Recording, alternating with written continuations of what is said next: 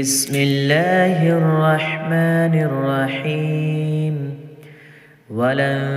ترضى عنك اليهود ولا النصارى حتى تتبع ملتهم قل إن هدى الله هو الهدى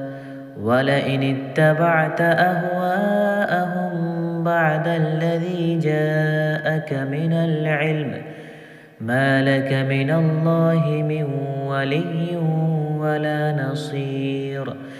الذين آتيناهم الكتاب يتلونه حق تلاوته أولئك يؤمنون به ومن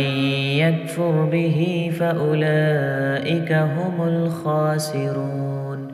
يا بني إسرائيل اذكروا نعمتي التي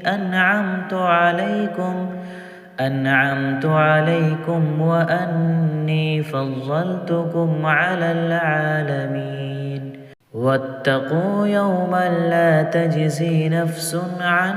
نفس شيئا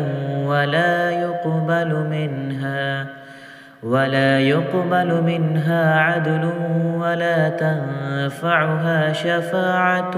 ولا هم ينصرون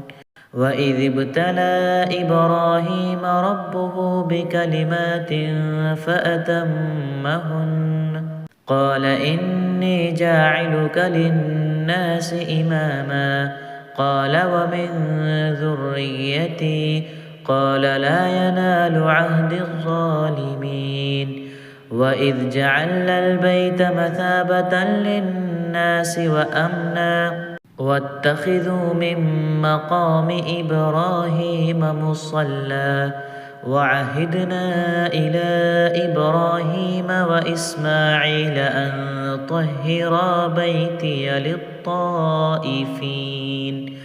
للطائفين والعاكفين والركع السجود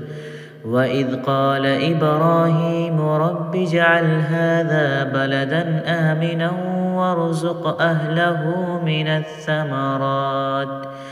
من الثمرات من آمن منهم بالله واليوم الآخر قال ومن كفر فأمتعه قليلا ثم أضطره إلى عذاب النار وبئس المصير.